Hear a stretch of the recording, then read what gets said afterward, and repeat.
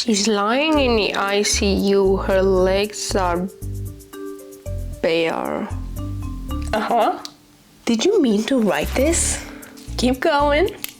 Her what is ready to what? Hot, right? Who are you messaging? The marketing department. We might need to make this a true crime book after the investigation. What investigation? 911. Hello everyone and welcome to my channel, or welcome back to my channel. If you're coming back to my channel, hi, I missed you and I love you. Silence, silence. The tea session has started.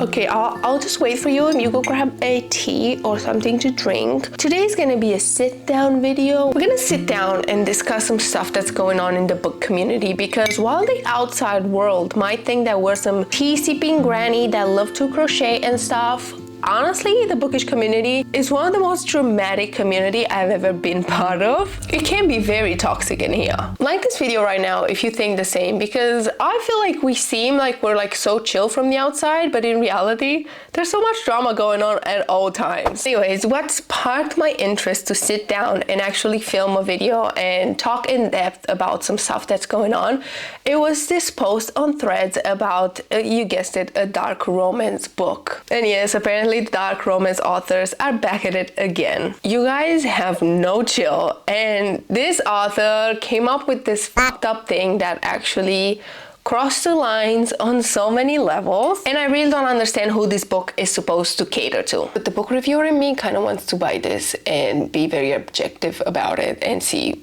what the fuck is going on. But okay, let's talk about it, because I feel like I need to share this with you guys because we are besties, and I gasped and I was like, I need to talk about this on YouTube. This author posted, I think it was her Insta. I saw a screenshot on Threads about it. I think she was doing some self-marketing on her Insta. And this right here shows why authors kind of need some marketing team. Like, they need some help from the outside, because sometimes what you think it's good, it's not good from a marketing point of view. And this here is the perfect example, because this is what she went with.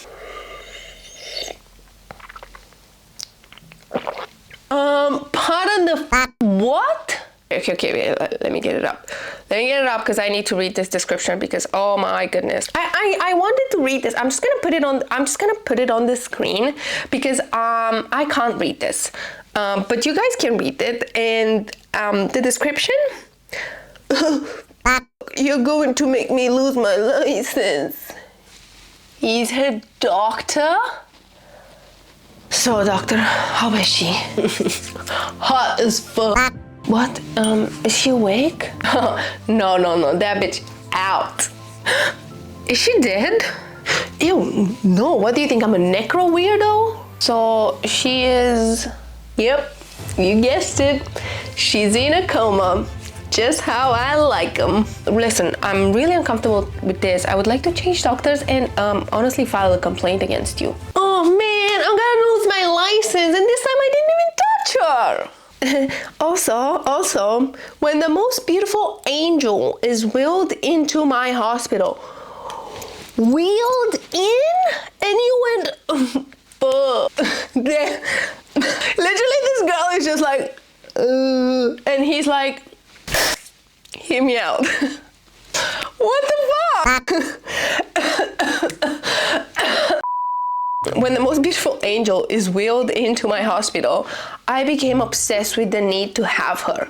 It's all I can think about as she nearly dies on our operating table, having just wrapped her car around a tree. She might never walk again due to her injuries. She might not even survive. And that's exactly what gets me going. What the fuck? I'm so, oh my god. I'm getting heated up in here. Let me get my PR fan with the Sleepwalkers. Oh, I just started this video and I'm already so heated because authors, what the fuck? Like, have we really just ran out of things to write about? Like, what happens to Broody Vampire? Come on, I'm sure we can do. I'm sure we can do that again and make it good. Hell, even Haunting Adeline seems like a YA romance compared to this. And what gets me a little bit frustrated is that people who like dark romance have this argument, and some girls. And yeah, while I still find it weird, I kind of get it a little bit. Like they say, like sometimes victim of essay or other stuff like this, they say that reading dark romance gives them a little bit of power and it makes them feel in control, and I kind of see that. But who the fuck is this supposed to be catered for? Like the guy from Awake? Like if the doctor who was supposed to make me feel safe and in a controlled environment comes to me and says this, I'm gonna fucking wheel down the stairs. I don't, like I'm in a hospital, someone will save me, but I don't want, hello.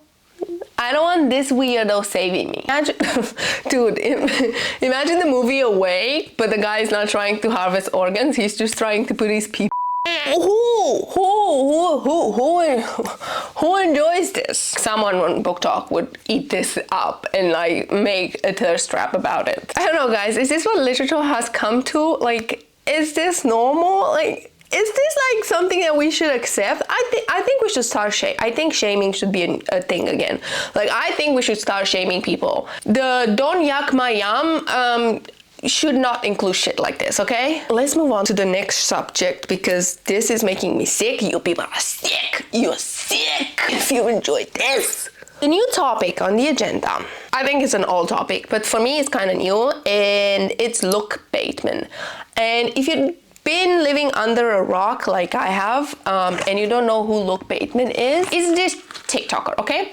But he used to be a rugby player and former contestant on The Bachelor, and then he started his TikTok in April this year, I think, and he just started talking about books. And with only like 27 or 28 videos, this guy amounted like a following of 200k people, like really fast. I think he has said that he's writing a book, and Simon & Schuster jumped on that ship. Within weeks or months of joining TikTok, he landed a 2-book deal with Simon & Schuster, and TikTok exploded because Simon & Schuster signed a book deal with this guy while this guy doesn't even have his manuscript finished. And my opinion on this, you bitches be crazy, because you can't make someone famous and then complain about it. You can't make someone famous and then complain about the perks that he's getting. The same people that made him famous start complaining about him succeeding.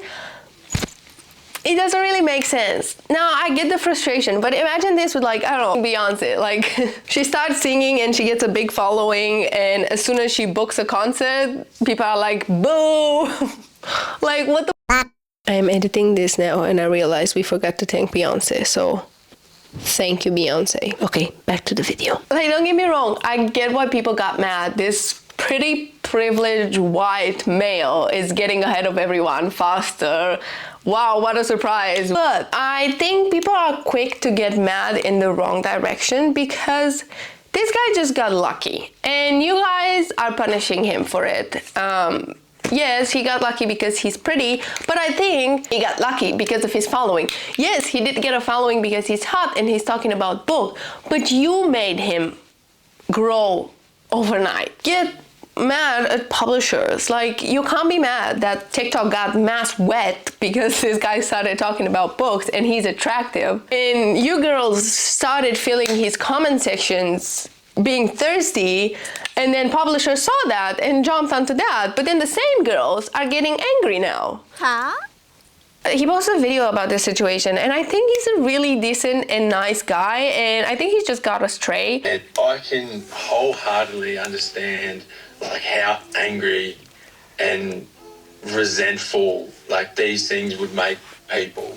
I obviously have advantages that other people don't. How do I capitalise on those to help lift everyone up? Because I feel like, you know, dragging everyone down, dragging people down leaves everyone at the bottom. Whereas a rising tide lifts all ships. Like, he seems like such a nice dude. He's aware about the fact that he just got lucky.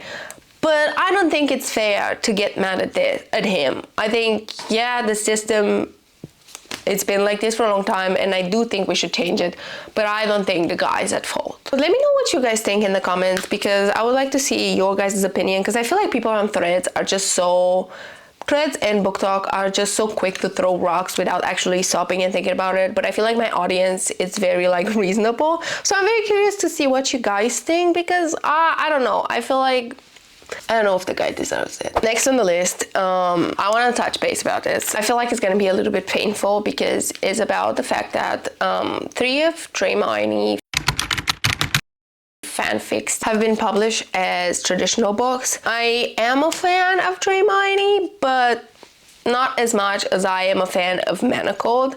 And not even Manacled, I think it's just Senlin News writing. I don't know if you're aware of this, about this controversy, but people are very upset with how the marketing has been done for these books, especially Rose in Chains and How to Fall in Love with Your Enemy, or whatever the name. I haven't read those. And people are upset because they are marketed as Harry Potter fanfictions, Dramione fanfictions. The thing is, this is nothing new.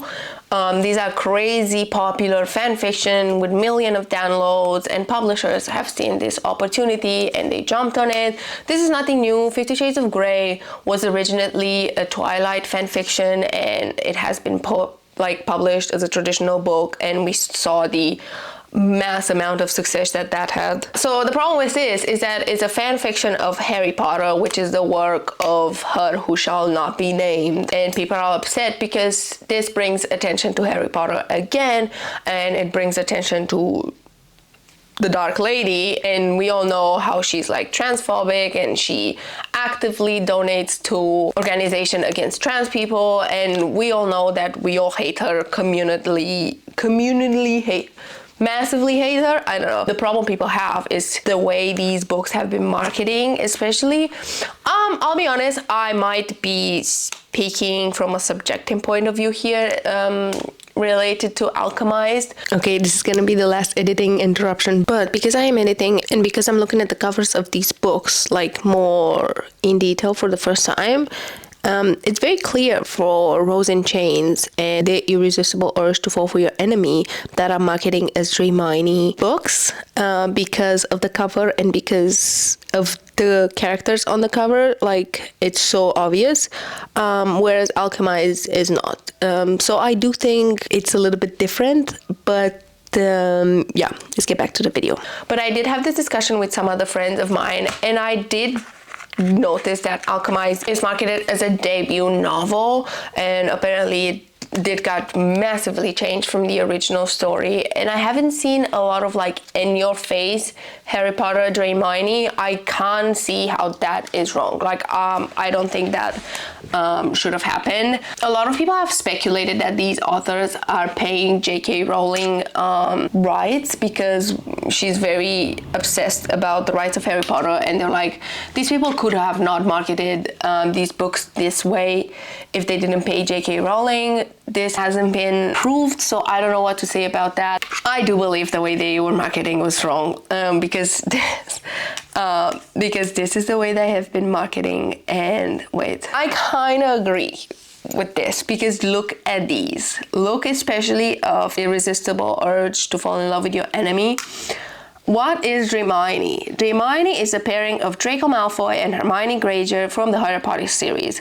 From those who may not know, Draco is one of the antagonists of Hermione. Like, it's a whole fucking plot description of Harry Potter, and then like the numbers of Dramione online, like how many million views of the fanfics, and this is how they market the book, which is not like, yes, it's a Dramione fanfic, but it's supposed to be an original story.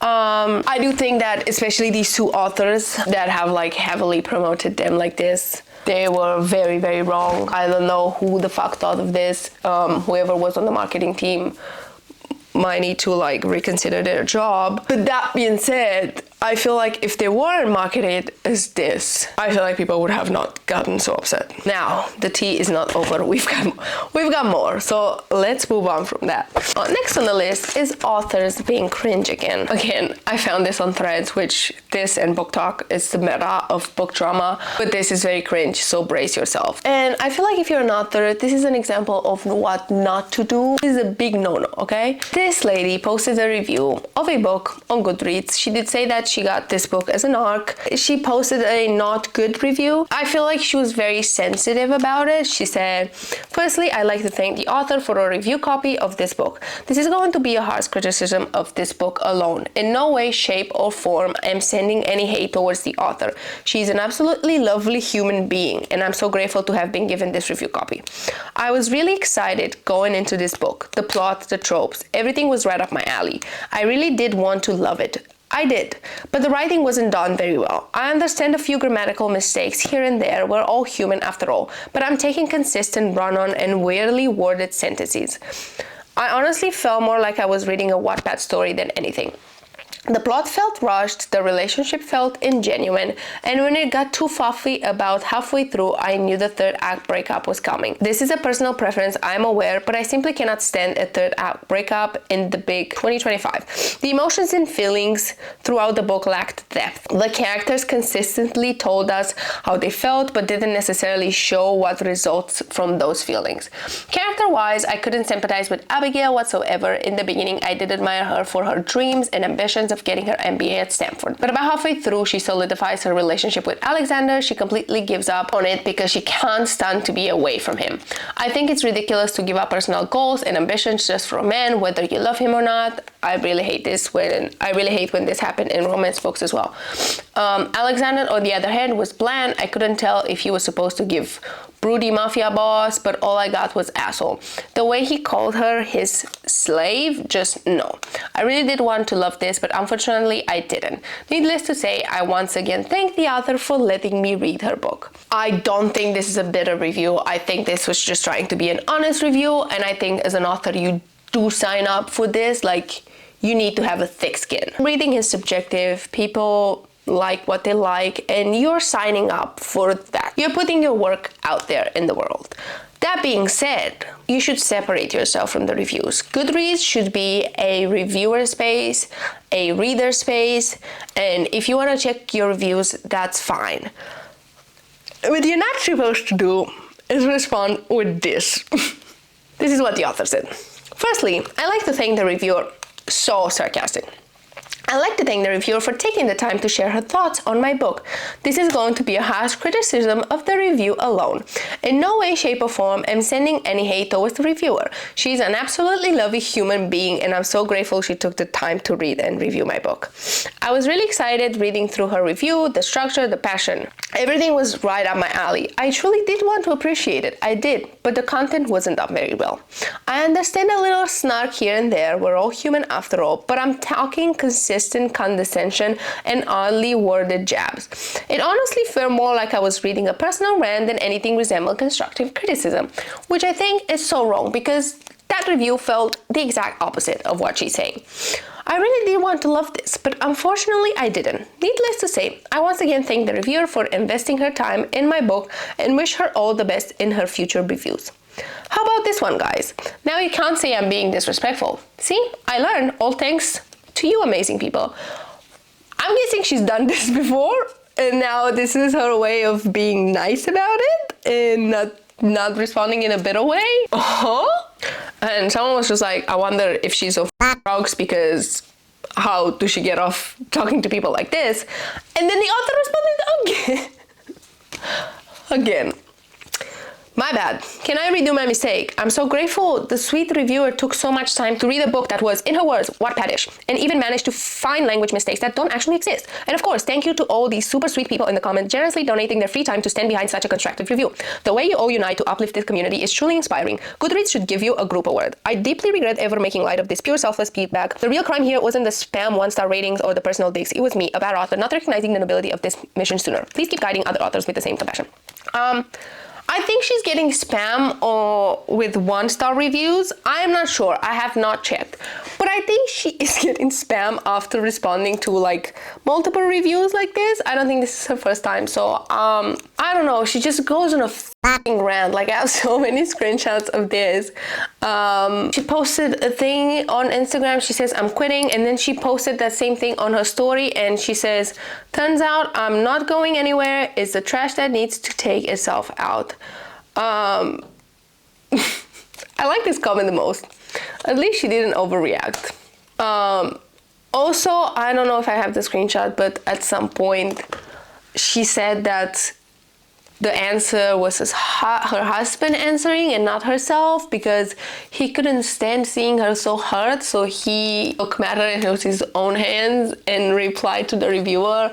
Authors, listen, as a reader, even if I'm leaving a positive review, I would still feel a little bit weirded out if an author responded to my review on Goodreads, because I feel like, I don't know, man, it's weird. Because it's not like on Instagram. Like, if I deliberately want an author to see my review, mind you, I'm not doing this with negative reviews because I'm not a psychopath, I will tag you.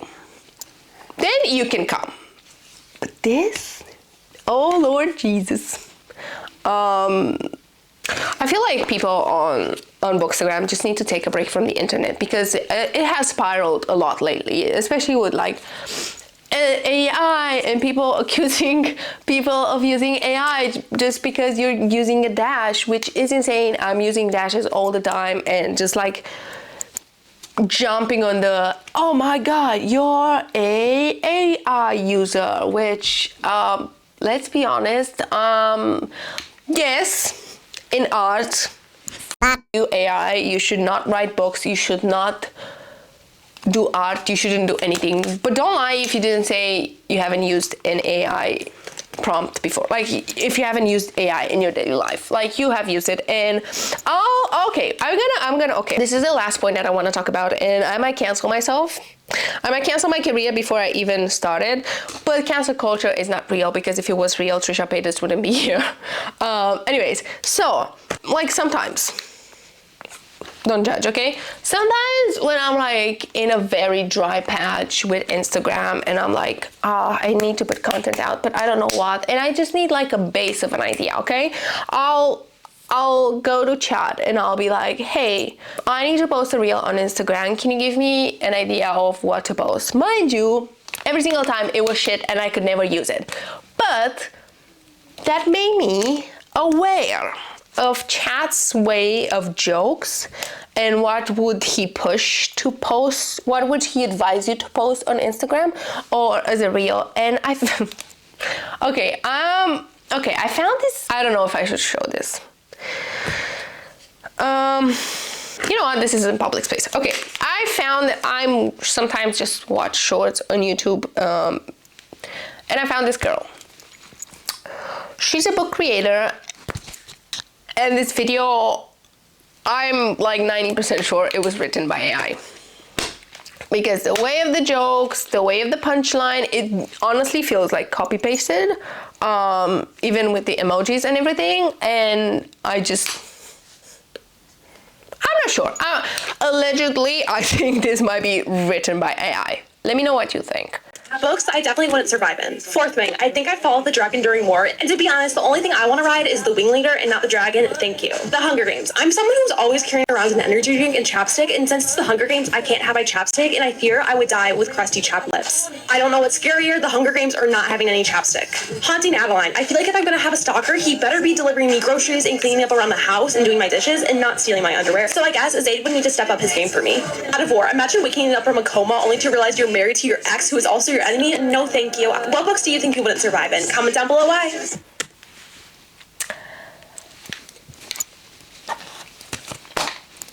Thank you so much for watching. If you guys enjoyed this video, please make sure to like and subscribe to my channel, and I'll see you in the next one. Bye!